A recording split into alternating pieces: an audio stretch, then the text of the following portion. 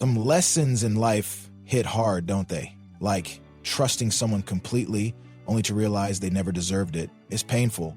But here's the truth. We've all been burned because not everyone who smiles at you is safe. Some people wear loyalty as a disguise, while underneath hides manipulation, jealousy, and control. Here's the wake-up call, though. By blindly trusting the wrong people, we hand them the keys to our peace, our hearts, even our best intention. Guess what? That ends now. Today, we're exposing 9 types of people you should never trust or respect, no matter how long they've been in your life. Understanding this isn't about shutting people out or being cold-hearted. It's about clarity, boundaries, and protecting what matters most. You, your peace, your mental freedom. Stoic wisdom reminds us you have power over your mind, not outside events. And that power, it includes choosing carefully who gets a seat at your table. Stick with me, because by the end of this video, you'll know exactly what signs to look for. You'll never see your relationships the same way again. Hit subscribe, ring that notification bell, and let's start this empowering journey. It's time to reclaim your peace. 1. The manipulative individual. Have you ever found yourself questioning your own emotions, doubting your judgment, or apologizing for things you shouldn't feel guilty about? If so, chances are you've encountered a manipulative individual. They're not always obvious. These aren't the loud, confrontational types, but rather the ones who hide behind a veil of kindness and charm. They know how to wear a mask, disarming you with a smile, a well-timed compliment, or even support that seems unconditional. But beneath it all lies a calculated agenda. Manipulators often turn their kindness into a tool for control. They might start with small gestures like remembering your favorite coffee order, texting you encouraging words, or making you feel seen and appreciated. Over time, however, you realize their behavior isn't altruistic. It's transactional. Their kindness is a hook designed to reel you in until you find your emotions tangled in their web. A friend of mine once shared his experience with someone like this. At first, he thought he had found a girlfriend who truly cared about him. She'd listen intently, anticipate his needs, and show up for him in ways no one else had.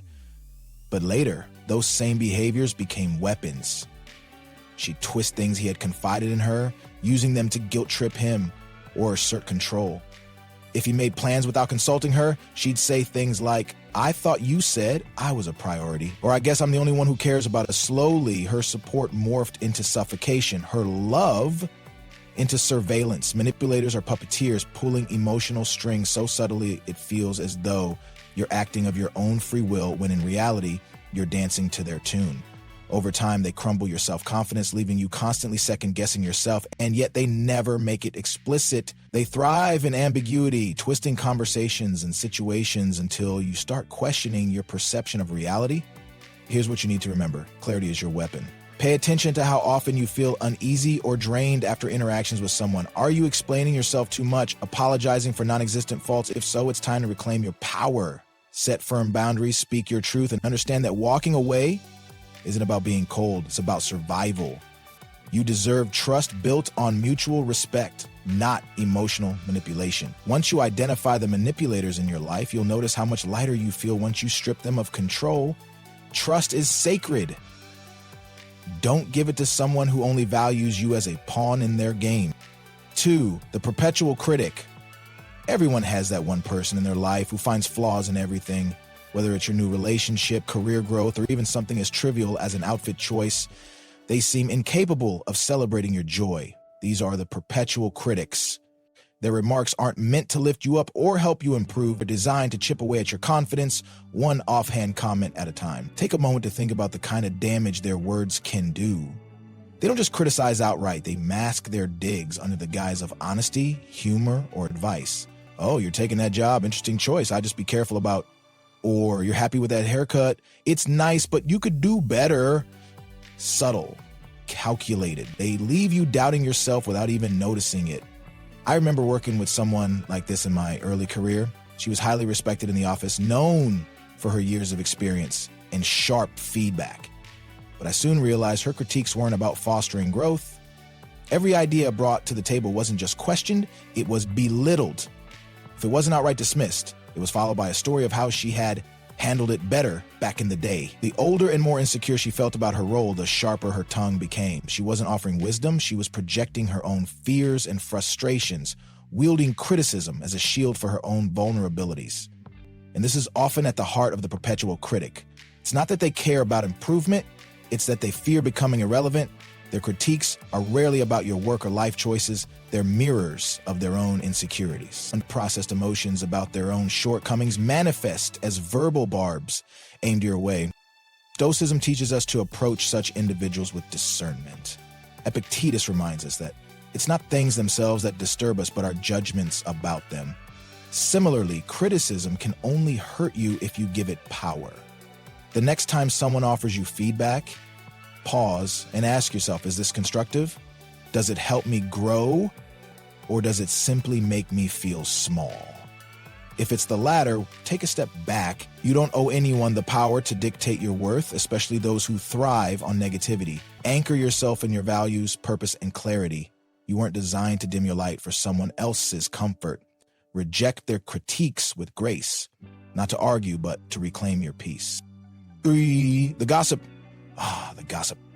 They're the life of the party, the keeper of everyone's secrets. But here's the catch. They don't keep those secrets. Instead, they parade them around disguised as casual conversation or concern. To the untrained eye, gossip might seem harmless, even entertaining, but make no mistake, it's a subtle form of betrayal. At first, you might feel flattered when the gossip opens up to you. Can you believe what happened with so-and-so, they might whisper. It feels like you're being invited into their inner circle, a trusted confidant amid the noise. But over time, a pattern emerges. The stories they share about others are eerily similar in tone to the stories they'll share about you when you're not in the room. I once lived in a neighborhood with someone like this. She was the center of every social gathering, always full of the latest tea. Everyone smiled and laughed when she spoke, myself included. But the day I shared a small, personal struggle with her, I learned a hard truth. Days later, my private matter was public knowledge. Twisted and exaggerated. What hurt more than her action was my own naivety in trusting her. People who gossip often do so to fill voids within themselves. They're driven by insecurity and a need for relevance. By sharing private details about others, they feel powerful, but only temporarily. Their lives are often marked by chaos or dissatisfaction, so trading in secrets becomes their coping mechanism. The problem is this behavior poisons everything it touches. Gossip corrodes trust, creates tension, and spreads negativity like wildfire.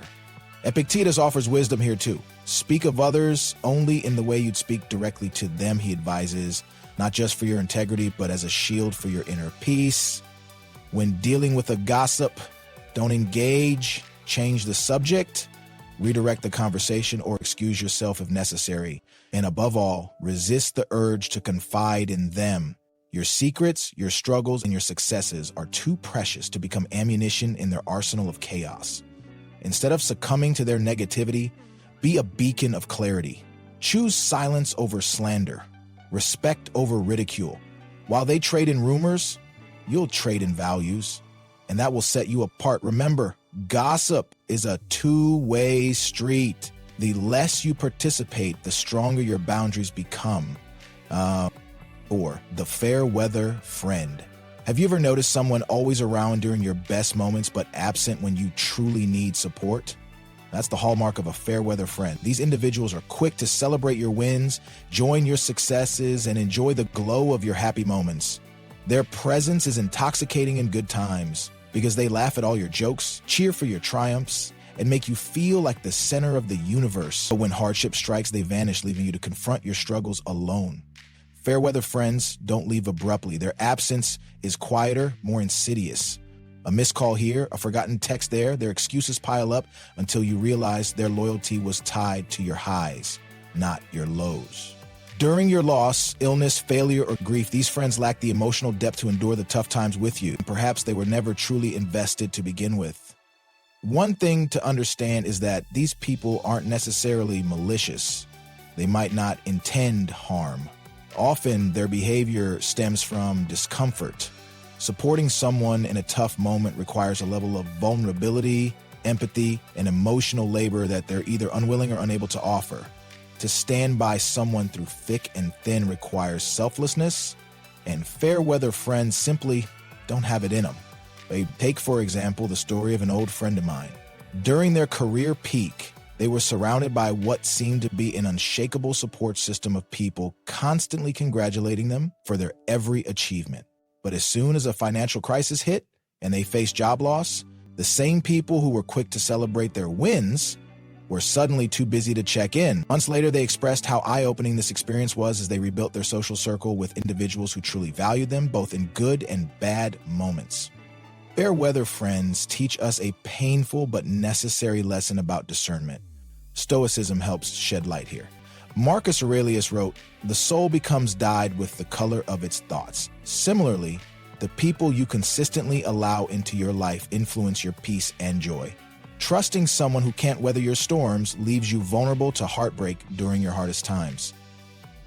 The solution isn't animosity, it's clarity. Celebrate with these individuals if they invite joy to your life, but don't plant them in your inner circle.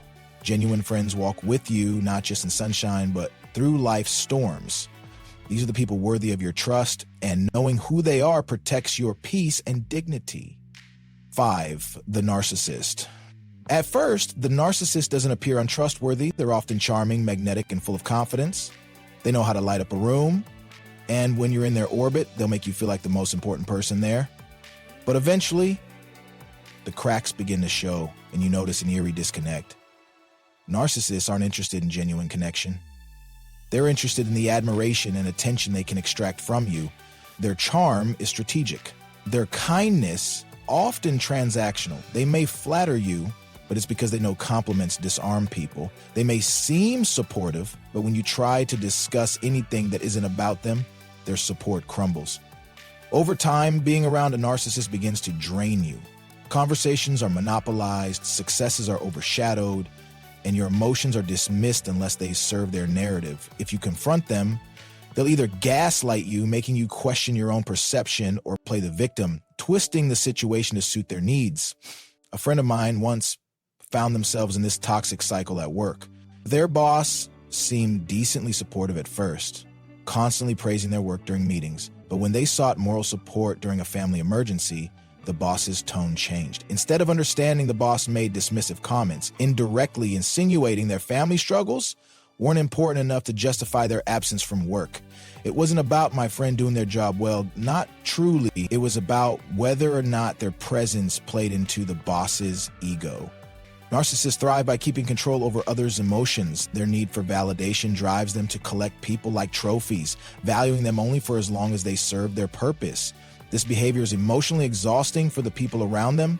While the narcissist's influence can be deeply destabilizing, Stoic teachings provide us guidance. Epictetus wisely observed, "We cannot choose our external circumstances, but we can always choose how we respond to them." Walking away from someone who prioritizes control over true care isn't unkind, it's necessary. Protect your boundaries and your self-worth by keeping the narcissist at arm's length. You can reclaim your freedom by detaching from their need for dominance. Their approval isn't a reward worth chasing, and by prioritizing your own peace of mind, you solidify your strength. 6. The flatterer. Flattery is one of the most subtle forms of manipulation. A flatterer doesn't reveal their true intentions at first. They offer grand compliments that leave you glowing and fill you with confidence, but over time, you start noticing something insincere about their words. Compliments seem to arrive only when they want something or need you on their side. A prime example of this manipulation took center stage with an acquaintance of mine. They befriended countless people using charm and praise. At first glance, they seemed genuine, quickly earning trust by knowing exactly what to say to lift others up. But their flattery was surface deep, something people began noticing when they only appeared during times when they sought out favors.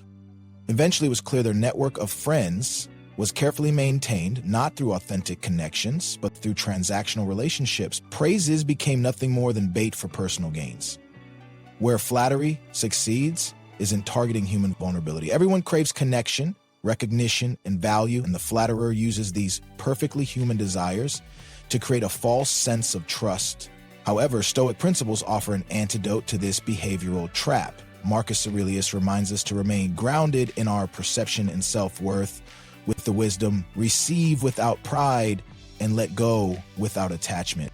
A flatterer doesn't deserve your trust because their admiration is fleeting, dictated by expedience rather than sincerity. Trust isn't built on flowery words. It's built on consistent actions. When you understand that, you'll find it easier to differentiate between genuine praise and calculated compliments. Remember, it's not wrong to enjoy kind words, but giving too much power to flattering voices is dangerous. Build your self-worth on your inner virtues rather than external reinforcements, and you'll be far less susceptible to manipulation than the envious. There's a distinct kind of unease that creeps in when you're in the company of someone who, instead of celebrating your achievements, masks resentment behind a strained smile or polished words. Envy doesn't usually announce its presence with grand gestures or loud accusations. It's subtle. It lingers in quiet comments, faintly bitter tones, or tepid congratulations that make your triumphs feel less triumphant. The envious person often appears supportive, at least on the surface. They might show up to celebrate your wins, but if you pay attention, there's always something lurking beneath the surface. Hidden remarks, lukewarm praise, or a quick pivot to a story about themselves. It's not enough to ruin the moment outright, but it's just enough to leave you questioning whether their heart is truly in it. What drives this behavior? Envy stems from insecurity. People who haven't cultivated peace within themselves measure their happiness against that of others. Instead of being inspired by your growth, they view it as a threat, a painful reminder of their own dissatisfaction or unrealized potential. But their pride, their ego, prevents them from admitting this. So they settle into polite performance. They'll clap for you in public, but downgrade your success in private conversations with themselves or others. Here's where the real danger lies. Envy is insidious because it's difficult to spot until it festers and starts infecting your confidence. You might find yourself walking away from conversations feeling smaller, less certain of whether your accomplishments are worth celebrating. It's not what the envious say outright, it's the energy they project that causes doubt and discontent to seep into your mind. What can you do? The Stoics offer guidance here. Envy is a storm in someone else's soul, but you have the choice not to get caught in its rain. Marcus Aurelius teaches us that the best revenge is not to be like your enemy. Instead of retaliating with resentment or bitterness, protect your inner peace by distancing yourself emotionally. Don't confront them with anger or force recognition of their behavior. That path only deepens their negative emotions. Instead, quietly redirect your energy. Be mindful of how much you share with them. Save the celebration of your victories for those who will cheer wholeheartedly. Remember, your success doesn't diminish their worth, and their envy doesn't diminish yours. Move forward with quiet confidence, unshaken by the undercurrents of someone else's dissatisfaction. When you release the hold their envy might have on your peace of mind, you'll continue to grow unfazed. Your light is not meant to dim just because someone else chooses to squint. Stay bright, stay true, and reserve a seat in your life only for those who can genuinely walk with you, not those who are quietly tripping over their own insecurities. Aid the victim. We've all encountered someone who sees life not as a shared experience of ups and downs, but as a constant source of injustice aimed directly at them, the eternal victim. No matter what happens, these individuals find a way to spin any circumstance into evidence of their misfortune. At first, your instinct might be to lean in, to offer support or a listening ear. After all, empathy is a core part of human connection. But over time, you'll notice a pattern. No amount of help or encouragement seems to break them free from the narrative they've written for themselves. Every conversation comes back to how the world has treated them unfairly, and every solution you propose is met with resistance or excuses. Here's the reality of the victim's mindset. While their struggles may be real, their refusal to step out of the cycle is a choice. Psychologically, they cling to this identity because it's easier to blame external circumstances than to accept personal responsibility. Owning one's missteps, failures, or even role in hardship requires courage and a willingness to change.